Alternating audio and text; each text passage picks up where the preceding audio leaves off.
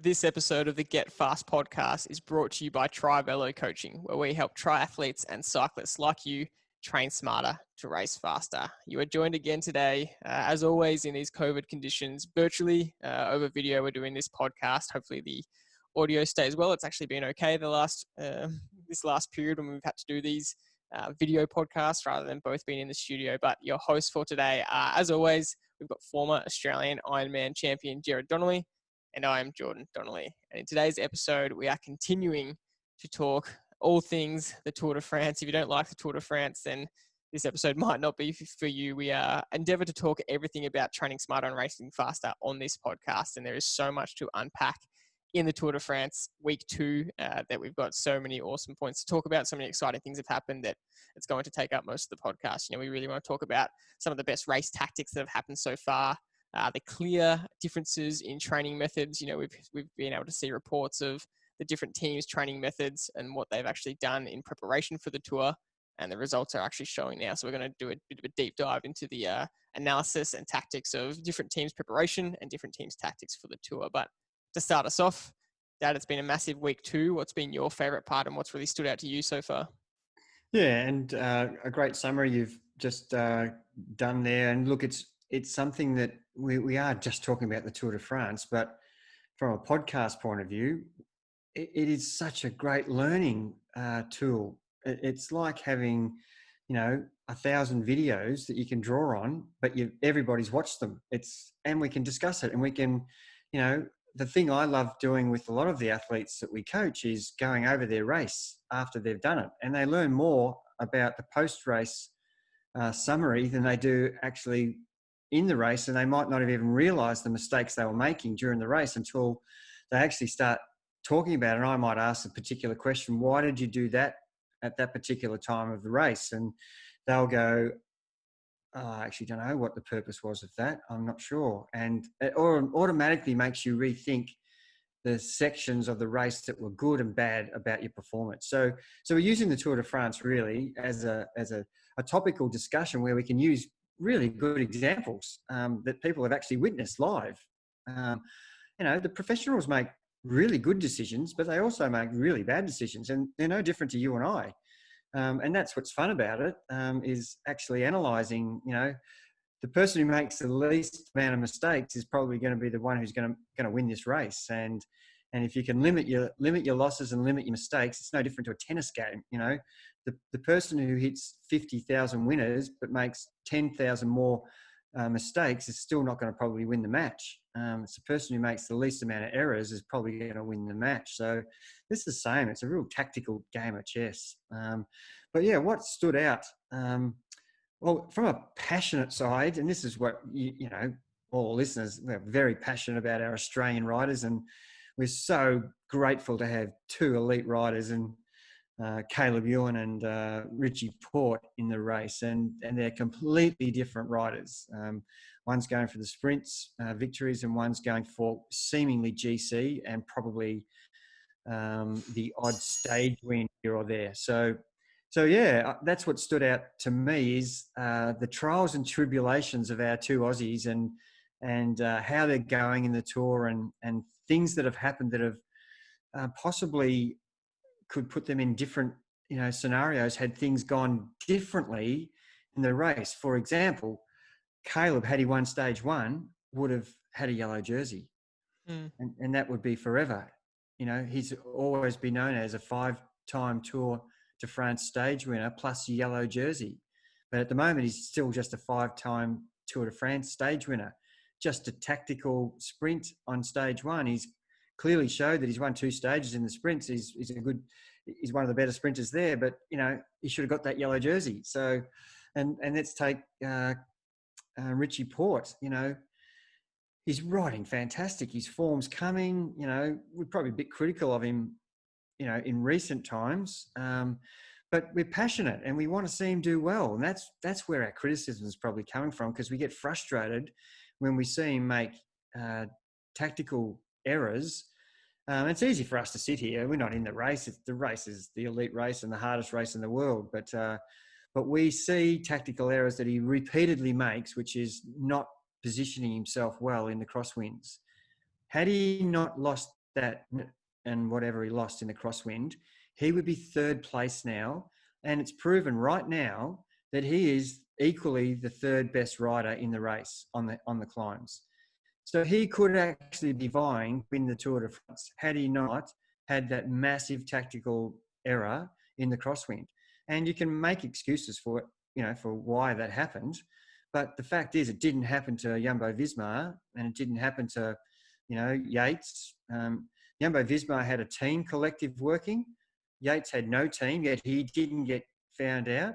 And Richie did. And it was the second year in a row. So that's a frustration for me. That's I feel sorry for Caleb and I feel sorry for Richie, but it's easy in hindsight, but they're the things that, from a passionate supporter, I think that Richie Porte could be in a position to win the Tour had he not lost that time, because the time trial is an uphill time trial, and he's already proven he's as good as Roglic and Pogačar, and he's an elite time trialist. And the 3 stages left that are important are hill climbs. So, he could actually have won the Tour had he not lost that time. Who knows? Those guys could make mistakes from this point on. There's still plenty of riding to go, but he could have been in a better position had that one day not occurred.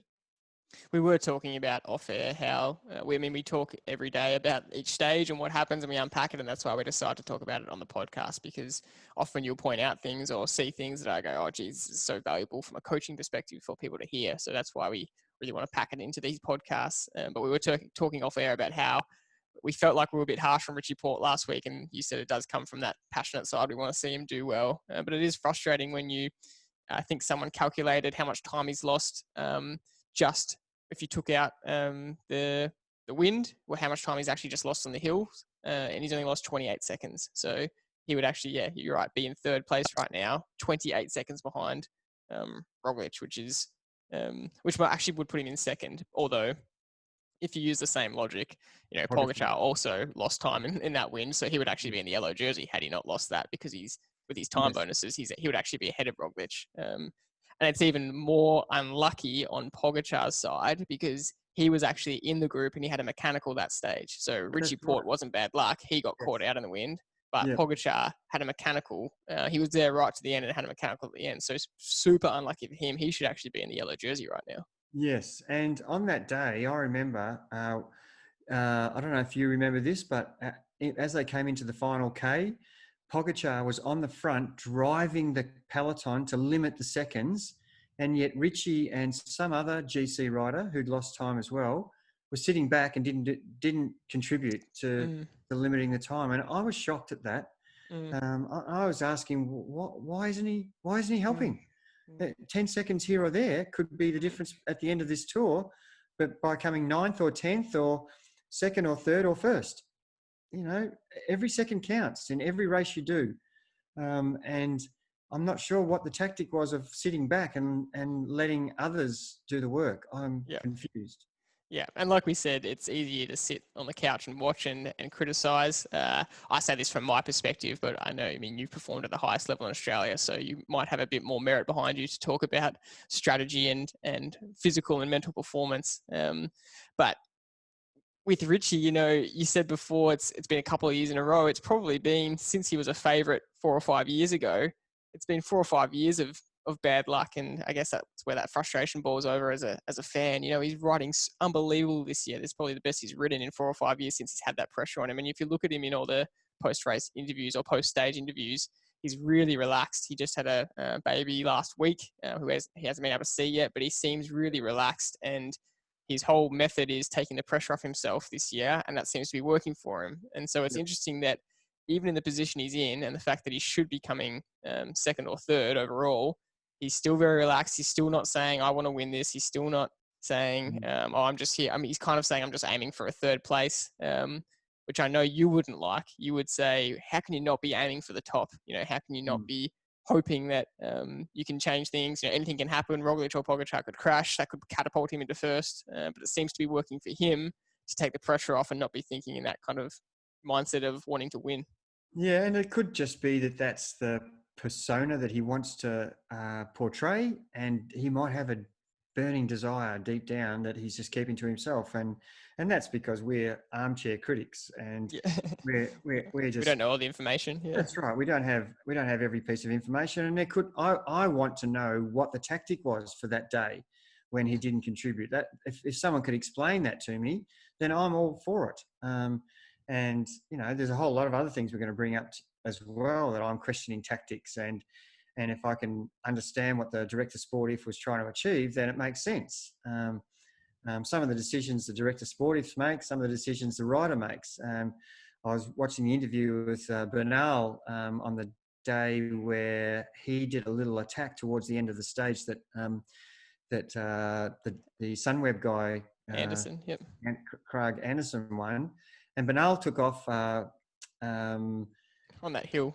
On that hill, when Alaphilippe took off, yeah. Alaphilippe and Bruyneel, and they interviewed him and said, "Oh, was that a tactic from the team?" He said, "No, I just felt good, so I thought I'd have a go." And I love hearing that, and just the honesty of it was an opportune time, and I thought I feel good. I'm in the right position, and I didn't even think about it. I just went. And that's kind of good to hear, but you think the race is such a game of chess that every single move they make is a dictated one from the car, and you love to hear the riders, taking control of their own destiny sometimes. And I just think some of the director sportifs are unbelievably tactically brilliant. And we talk about the Sunweb director who we've met on our Belgium tour, and he took us through the Sunweb buses and their hotel, and we got to see how they think and function, and it was a very professional outfit,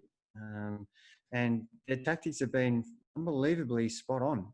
That's probably our next point, isn't it? Just being able to see how good Sunweb have been tactically. And just before we go into that, I want to touch on that point you just made about the art of racing versus how dictated it is by the director sportifs. Mark Renshaw actually said last night, I think in the stage, that the tour organisers have tried a range of things to try and make the race more exciting, taking away the race radios, bringing them back in, changing the way the stages are, and it seems to have little impact, which shows that teams might have plans, but they can only perform to the rider's best ability, and the director, they might have an impact, but it's obviously not everything if you take the radios away, and riders are still pretty similar, so that makes it pretty interesting. Yeah, and some of the stages looked seemingly on paper like, it's just a boring sprinter stage. But two of those stages were one of the best. They were like classic one-day races. Mm-hmm. The day when the Bora Hansgrove team took off and went to the front, and it didn't get the outcome. But the other stage was the one where Craig Anderson won, where that was like that was like watching Milan-San Remo. That was like, it was unreal. The last climb on the hill before the finish at Milan-San Remo, which was Alaphilippe. The last 10 kilometers was just attacks, and the Poggio and it was fantastic to watch, and we talked a little bit about this off air about how the Sunweb guys manipulated that with the counter attacks, and they got so carried away. Anderson actually attacked the peloton when there was a Sunweb guy up the road, and he had to get called back, saying, there's something, you can't chase your own man down. That's how into the victory they were. When one guy got brought back, the next guy was ready to launch, and I just love that the race directors have got a plan, and this is what we're going to do. You go first, you go second, you go third, and it's a victory for Anderson, but it's a victory for the team, and all the riders played a major role in their first and second attacks. And they don't care who wins as long as the team wins. Yeah, there's a lot to be learned from just riders in road races where they might have attacked once and didn't work, and then they have another crack at it, didn't work, and then they have a third go at it and it works. You never know when it's going to work, and you could be in a race where there's 10 attacks and then you don't go with the 11th one, and that's the one that stays away, and you just go, oh, you've got to be kidding. How did that happen? It's just, that's racing, and that's the beauty of it. It's unpredictableness of just got to be ready and alert for anything that's happening. So there's been so many examples of that's happened, especially this week, where the hill climbing stuff is a bit more predictable because it's just you against the hill and whoever's the best climber. There's a few tactics that you can try and, do some mini attacks, and like Yates did at 7K to go, have a crack. And if it wasn't for Jumbo Visma with Dumoulin driving it and absolutely burying himself from he's a Grand Tour winner, sacrificing himself to bridge the gap for his team and then just swing off and roll over and die. Yates would have stayed away had Jumbo Visma not had a team tactic that was going to allow that, because it would have taken a lot of effort for Pogačar and for Roglic and for any of the other GC riders to ride across without someone sacrificing. Because sitting on the front, even if you're doing 10 or 12 Ks an hour, if you've got a headwind, you're still getting a sit compared to, having to do it yourself. Yeah. So I want to bring up a brilliant point you made about the Sunweb tactics in that stage we were talking about just a moment ago, where it was something that most people probably wouldn't notice or wouldn't remember, but towards the start of the stage, when a lot of the breakaways were forming, 2 Sunweb guys were away, and then they got called back, and so they just floated back and relaxed and took their time back to the peloton. And you pointed out that they almost looked a bit silly, and it seemed like a bit of a funny move calling them right back. But they're not laughing at the end when they win the stage. It all pays off, and that was something small that most people actually wouldn't notice, but is how dedicated they are to winning. Is they're thinking about, is this the right move or is this not the right move, and they don't just stay with the move for the sake of it. Yeah, well, the getting in the break, it's got different objectives. For some teams, getting in the break is purely about advertising on telly, because they know the break is doomed. There is no way they're going to get to the end of this stage and fight out for the victory. That's one particular style of getting in the break. It's purely for advertising.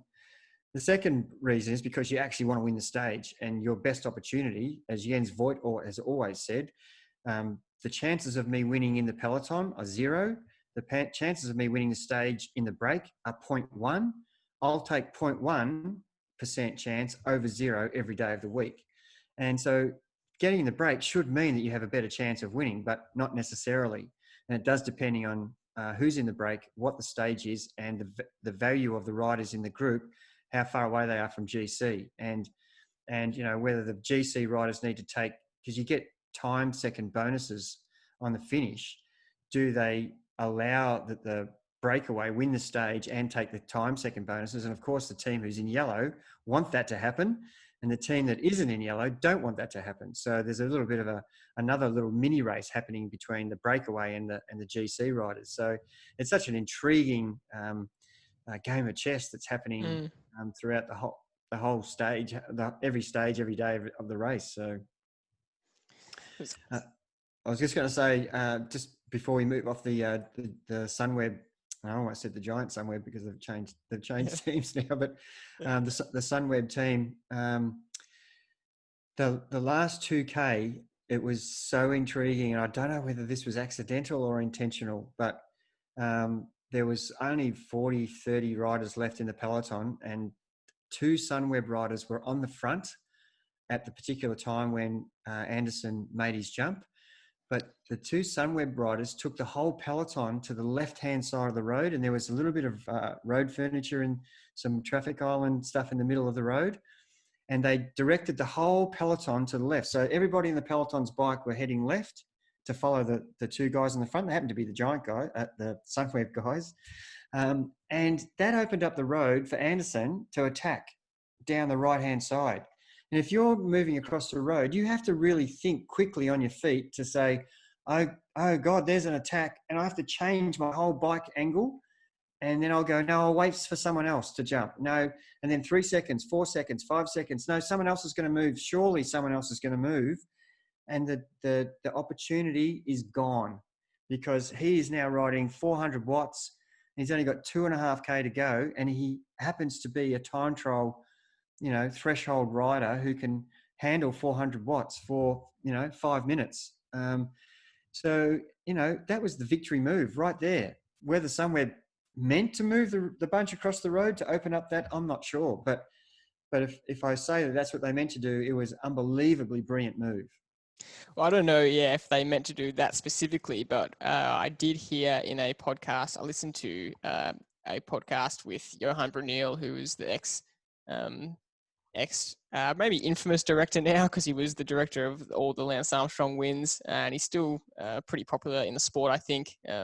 Maybe he served his time, I don't know the details, but his podcast is incredibly fascinating because he has so much insight into the race, and he actually still has a lot of connections into the cycling world. So he gets to give some great insight onto his podcast.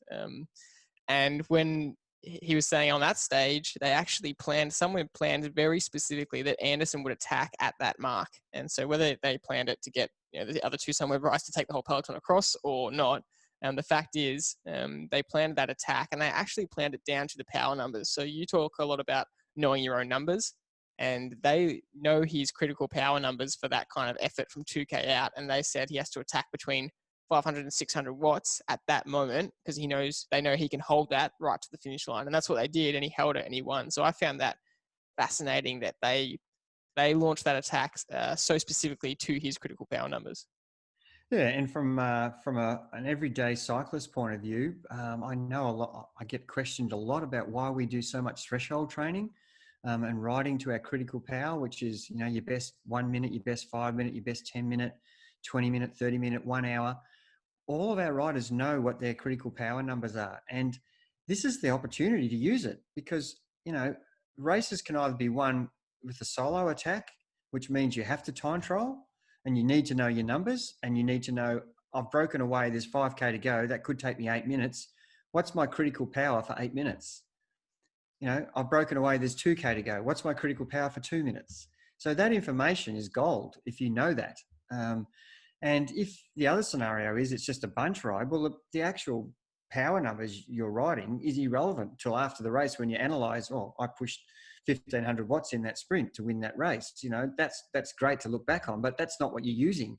So there's different aspects that you need to know about your ability for different scenarios to end a bike race. And that's a fascinating point of view that a lot of bike riders refuse to accept, that knowing your threshold number or your critical power number is important for a bike race. And the sooner they start to understand that, the better. I'm not talking about if someone breaks away and you go and look down at your data and say, this is over my number for this amount of time, I'm going to let that person go.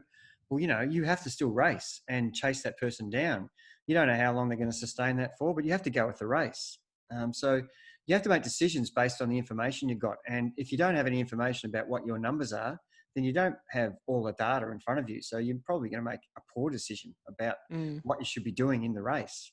Yeah, that was actually, it's a really important point. And I think Johan Bruyneel brought up a very similar point with knowing your numbers, and how riders of this day and age pretty much all do know their numbers, and they've got so much information in front of them, which makes racing so different to what it was 20 years ago when power meters weren't really a thing, even in pro racing. And he actually said that he thinks that's a reason why we're seeing the emergence of a lot younger riders a lot earlier. Normally you wouldn't see riders peaking until 28 plus after they've had years of experience, but because now they're training to such specific data, they know their numbers, they know their capabilities, it allows them to perform really well at the top level straight away without that experience, which probably shows how important power is, that you can perform at the top level and skip years of experience because you've got so much more information.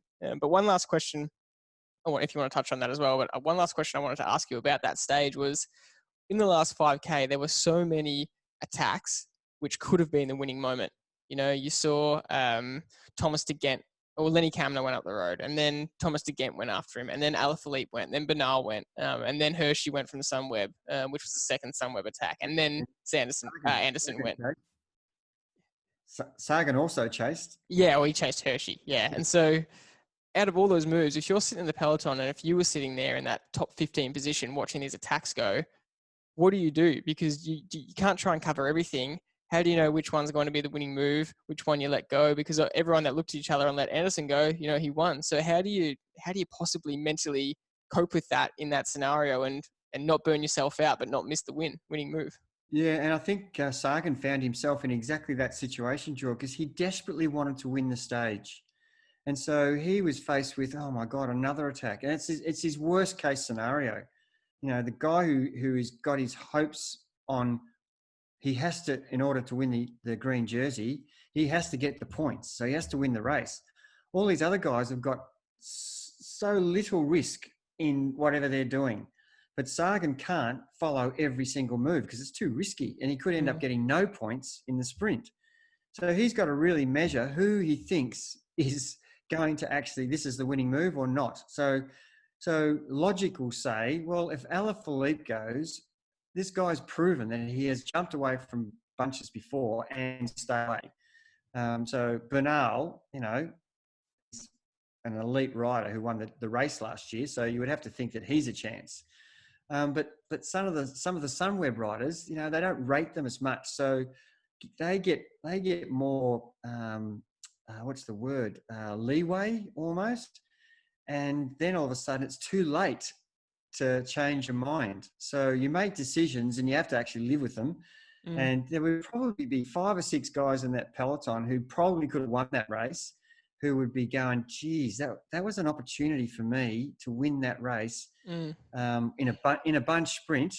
But because there wasn't enough team riders left, this is the opportunist. And this is what's such a beautiful thing about this race on that particular stage, was the opportunists had their chance. And, you know, there's 6 guys who wanted it to be a sprint, bunch sprint.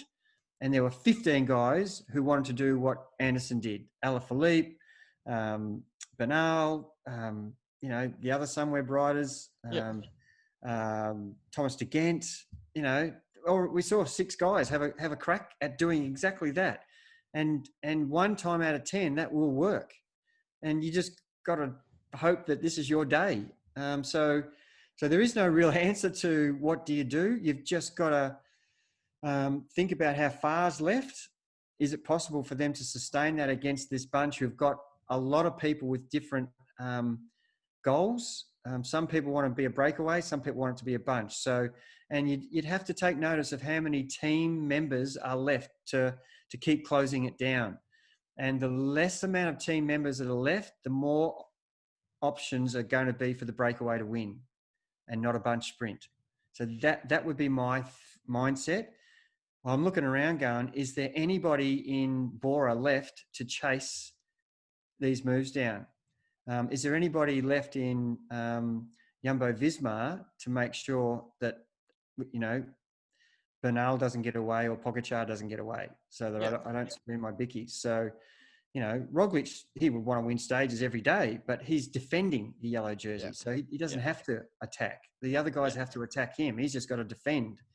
So there's so many scenarios and decisions, and that would be the way I would go about it, is try to sum up who's in the bunch that can actually contribute to making it a bunch sprint. And if I look around and go, oh, there's not a lot of guys here who can chase down some of these attacks, and the only guys who are going to chase it down are the ones who want to counter, you know, someone who's gone up the road.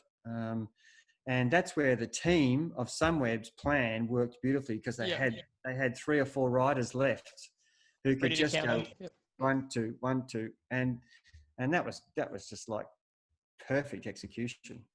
So it sounds like if you're at your local crit, you are paying attention to the guys in your race. And if you're racing locally, you generally know who's in your race. So you're really paying attention to who it is that's attacked and who's still left in the bunch. That's kind of the number one factor that you're making your decision based off.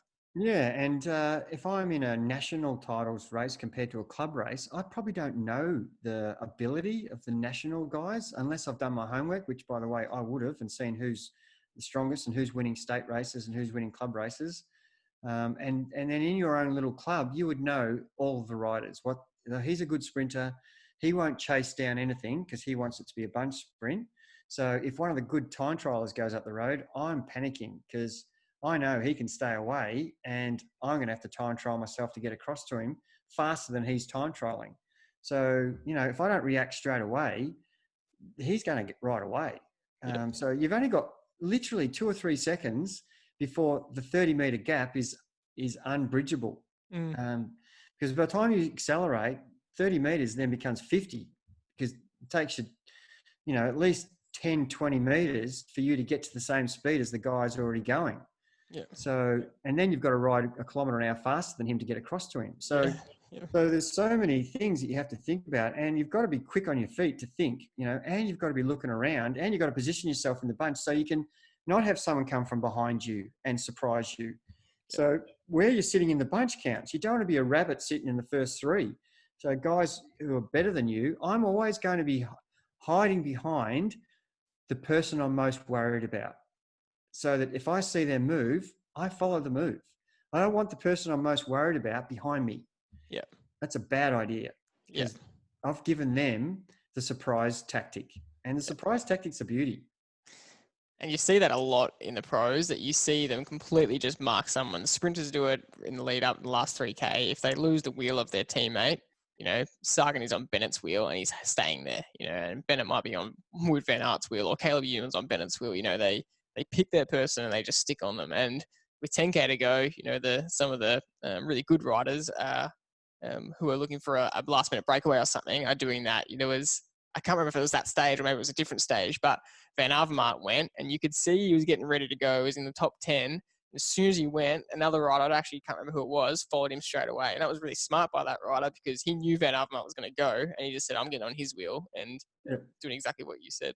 Yeah, and in the bunch as a sprinter, you talked about exactly that. That was Van Avermaet as taking an attacking role, but positioning as a sprinter, we saw Sagan try to bump Van Aert out of the way to get onto Bennett's wheel because he wanted, the last 500 to be on Bennett's wheel, and he was willing to do, a pretty much illegal move, which actually cost him, the green jersey almost. He got relegated because of it. And that's, Sagan years ago wouldn't have been in that position. He would, I just think his form is dictating poor tactics. And that's something I want to touch on a little bit. You can only make good decisions based on your knowledge of where your ability is. And if you're not quite in form, what you think you used to be able to do, you actually can't execute as well because you haven't got the fitness. And I think Geraint Thomas, I was reading, and he's actually in the Torino Adriatica race at the moment. And Yates was in yellow when I was hearing about Geraint Thomas's interview, saying, I'm really disappointed. I really wasted the COVID lockdown period. And I kind of went through the motions and it really exposed me. And when I was riding in the Dauphiné, I was on the ropes the whole time. And I felt really bad that I had not prepared properly. And I was behind where I wanted to be in my preparation. And he was disappointed with himself. But he said, I've realised that and I've knuckled down, I've put my head down and I can feel the form building. And 2 days later, now he's in yellow in the Torino Adriatica. And I just thought it was a really good, open, honest, transparent summation of, they can get it wrong. And we did talk about this at the start in March about, there will be a day when you are putting a number on to race. Yeah. Are you going to be happy looking backwards to what the preparation is? And we were talking about now we've got 2 months ahead of us or 6 months ahead of us. We don't know how long this is going to last. Yeah. Are you going to be someone who's going to follow a plan and put your head down, or are you just going to go through the motions and come race day, hopefully everybody else has not followed a plan and is the same as you? And it's so easy now in hindsight to look back, but we did predict this. And some people are in such great cracking form and others are in average form and others are in hopeless form.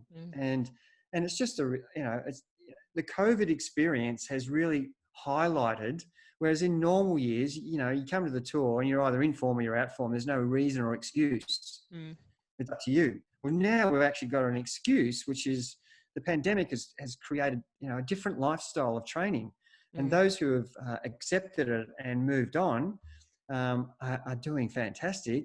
Yeah. Those who didn't adapt have got left behind. And that was one of the things I said right at the start: adapt or get left behind. And it's been interesting to see those who have adapted and those who have been left behind. Yeah, so this brings up a really interesting point because we've spoken about this with our own athletes, and maybe you needed to be Geraint Thomas's coach because you did say at the start that we don't know how long this period is going to be for, but races will start again eventually. So your goal should be maintain fitness, just keep your motivation up, not try and overtrain and get under motivated or lose your motivation. And be ready for when races start at any time. When you want to get your athletes into a position where they build a really good base and be ready to race at any time, and not to pump up our own tires, but that's exactly what has happened to the Trivelo athletes. And again, we've shown it there. A lot of them are in scintillating form. We had another 25 FTP PBs last week, and they're all really in a position that they are ready to race, but also they can just maintain and simmer their form. And there was probably no excuse for the pro riders because they knew exactly when their races were coming back. So they had the exact time to prepare, whereas a lot of us amateur athletes don't know when races are coming back and so actually can't prepare for a specific date. So that's a really interesting point to think about. And on that note, we heard that someone like Johan Bruyneel was doing the opposite of Geraint Thomas and training the house down and probably doing what we said too much of a couple of weeks ago when we spoke about indoor versus outdoor training. And we've even had some updates in the last few weeks about this, that indoor training is great, but it is really fatiguing. And he was doing publicly on Strava insane sessions on the indoor trainer, 7, 8, 9 hour sessions. And he's really not in form at the moment. It may be that some analysts are saying that he's really overtrained and he's really just too fatigued. And you can do too much on the indoor trainer. So it's interesting, this balance between people on the same team, Bruyneel versus Thomas, someone doing too much indoor training, someone not doing enough, getting that right. Yeah, and look, Bruyneel could come out and win a stage in the next 2 or 3 days, and people go, well, he trained so well, and you can use it both ways.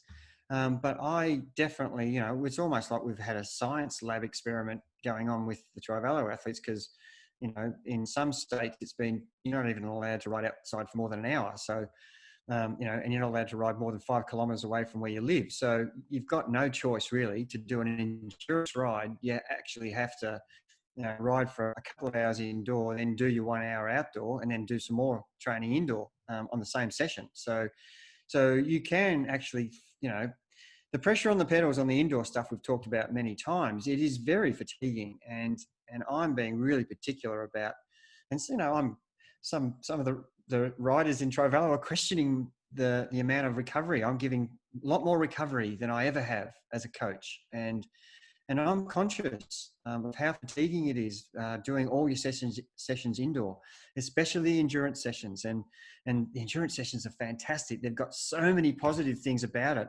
They've got intensity. They've got pressure on the pedals. They've got unpredictableness if you race on Zwift. You're getting so many valuable things from it.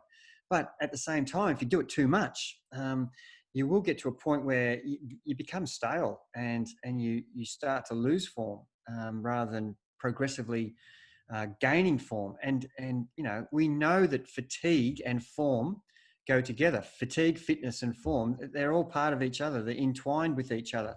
As your fitness rises, your fatigue rises. So, if you're not careful, you keep the fatigue going and your form will go, into the toilet, so to speak. So the only way to keep your form simmering underneath so you can jump up to a really good level of form is to reduce the fatigue all the time. Your fitness doesn't drop as quick as fatigue drops.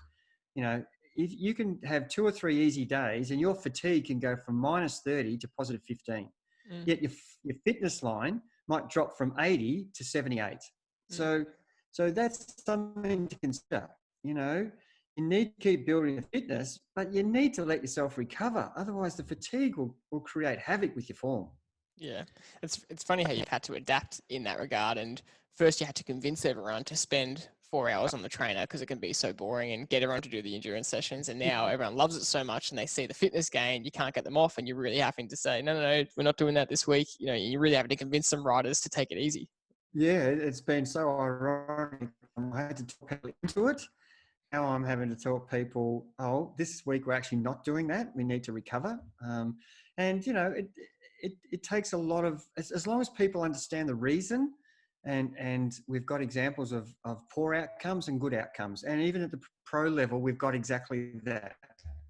We've got every distinct facet of what's happened. People have done too much, people have done not enough, and people have done in the middle. And, you know, we all know that a 3-week tour, you know, some of the best riders like Chris Froome have started the tour not quite at the top of their form, but by the 3rd week when it counts, scintillating form. And that's the art of really good training and preparation.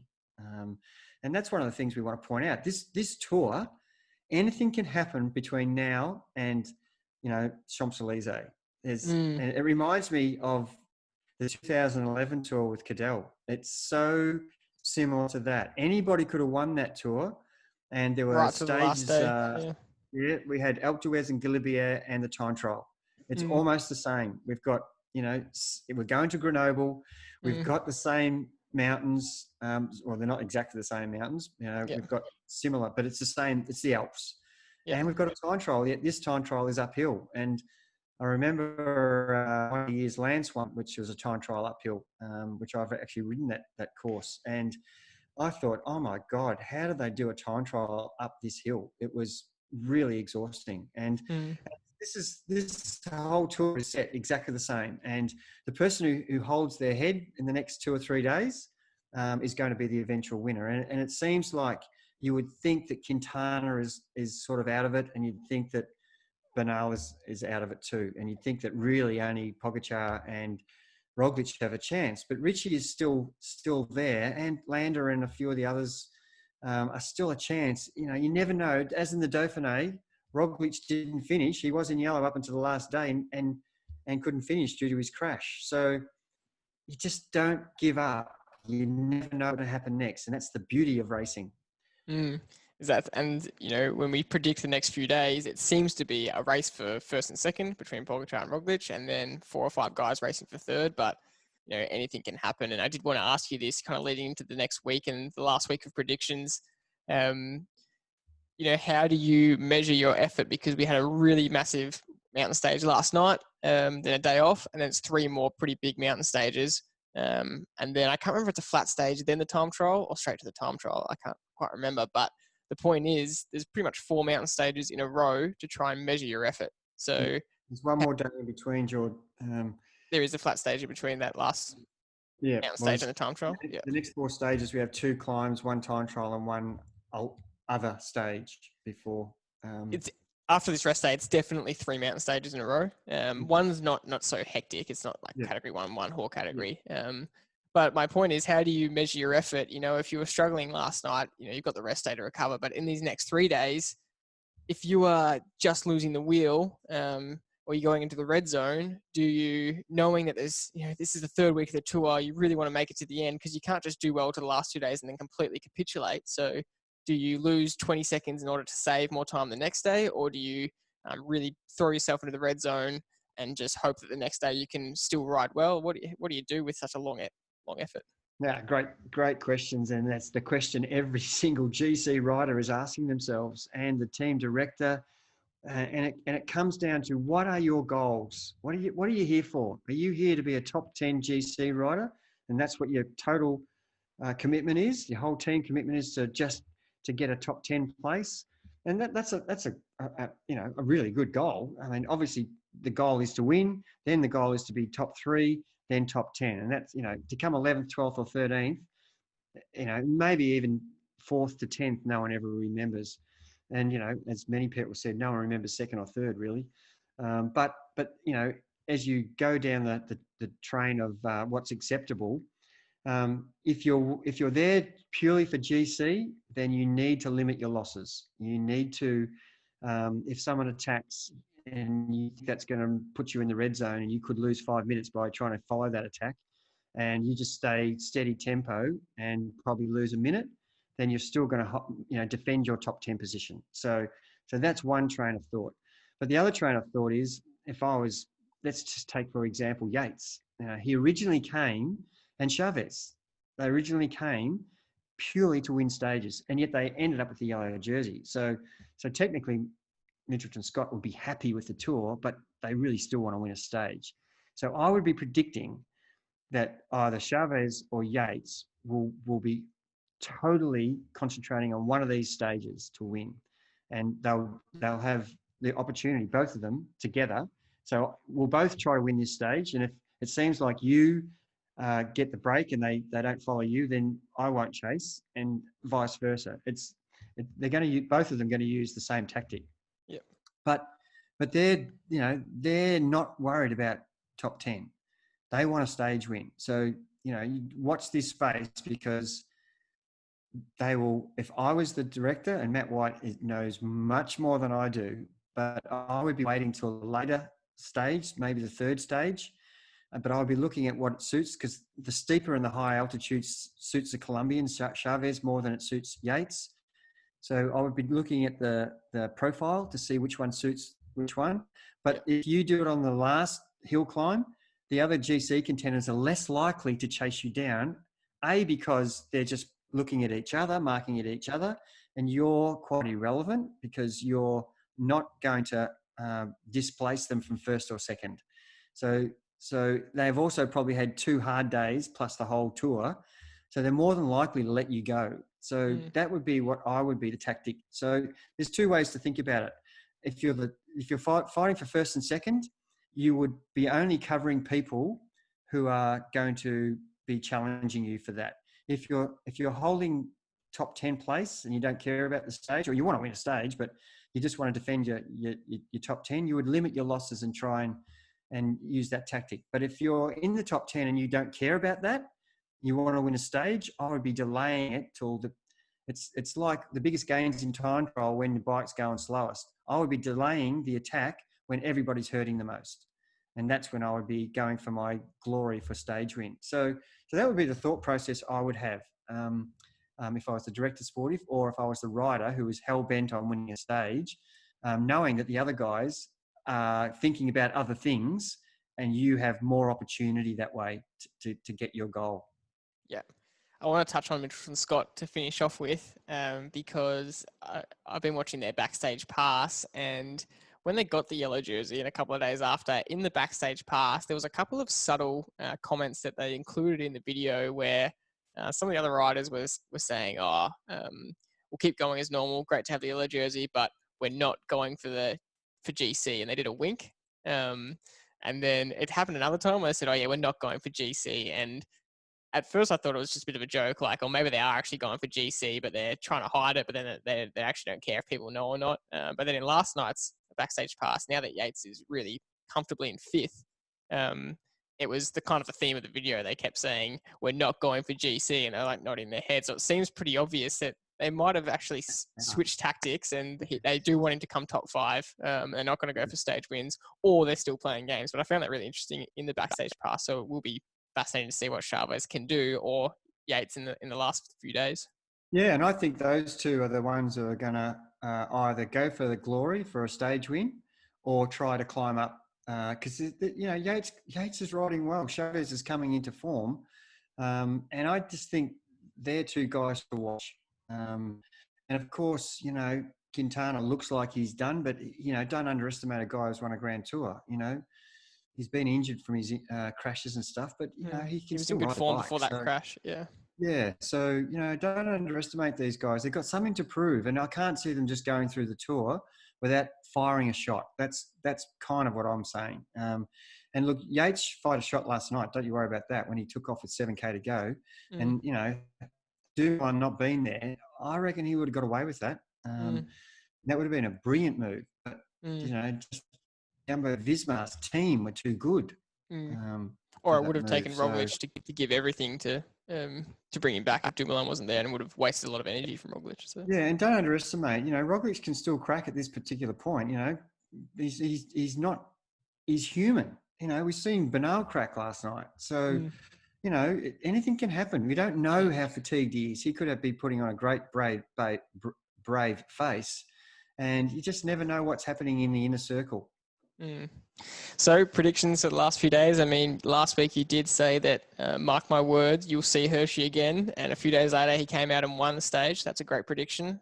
You did say that the race is between Roglic and Pogačar. And I was saying last week, it's a great race because it seems like it's pretty even among the top 8. And now it seems like you were right. There is that barrier between the top 2, but also anything can happen. So what do you think is going to happen the next few days? Yeah, well, my gut wants me to think that Richie Porte's going to win a stage in these mountains and move up the GC and possibly get third. That would be on the podium. My best case scenario is if Roglic and Pogačar crack and Richie gets his minute 30 back and goes on and wins the Tour. That would be incredible result, and that would be the number one thing. I just still think that MItchelton-Scott have got some ammunition to fire, and it could be that they're gunning for Yates to win the Jersey by using Chavez as a decoy up the road. And if no one chases him, Chavez gets the stage win, and Yates it doesn't have to do anything in the bunch because the other guys, maybe have to do all the work to keep going, and Yates can just sit in with Chavez up the road. So they've got lots of things that they can throw. But Jumbo-Visma have got so many guys that can cover almost every tactic that. So the way it plays out, Jumbo-Visma are really in control of this race, and Ineos are the real disappointment. They've put all their eggs into Bernal, and hasn't worked. Hasn't worked, but Kwiatkowski is world champion, and he's almost released now, so he could be the dark horse to win one of these stages. And they won't chase him because he's so far down. So yeah, I think I'm really excited because there's some really opportunist chances for people to win stages of the Tour de France that won't have any impact on the GC. The only person who could have an impact on the GC is Pogačar and Richie, and probably Lander and maybe I don't think Quintana can come back, but and we touched on Richie a lot at the start, but Lander's in the exact same position. So he missed the win. He had bad tactics, but he's been the 4th best climber. Clearly, he's been just behind Richie. So when Richie's only lost 28 seconds in the hills, Lander's only lost 29 seconds. So he should technically be in 4th. So he's riding quite well. Yeah. So those guys really got to decide whether they're just going to hold and defend their GC position, or they're going to try and win a stage, and or they're going to try and crack Pogačar or Roglic. But I just find it, Roglic has to crack big time because he's got such a great team around him to protect him. So, but that means if Pogačar stays with him and manages to get some more time bonuses and gets within 20 seconds, it could all come down to the time trial, which would be really exciting. Yeah, and they're all pretty even. That's the thing. Who wants it the most on that day and who's practiced the time trial threshold riding, that would be the thing that's going to be the difference. And I said that last week. I'd love it to come down to that time trial to decide the Tour. It would be absolutely unreal. Well, that's a good way to finish. I can't wait to see what the rest of the week brings in. We've still got so much to talk about. We'll keep ticking off all the things that have been coming up in these podcasts. I've got probably more notes, but that's enough for today. We can bring it into next week's podcast, and depending on how the Tour goes, we'll see what else comes up. Thank you very much for listening. As always, if you want to get the best tips and advice to train smarter and race faster, go to getfastpodcast.com. You can join our email list there. That's the best way to get our coaching programs to help you train smarter and race faster. If you do that, you'll also get a bonus cheat sheet to help you train smarter and race faster. So that's getfastpodcast.com. Thanks very much for listening, and we'll see you next time.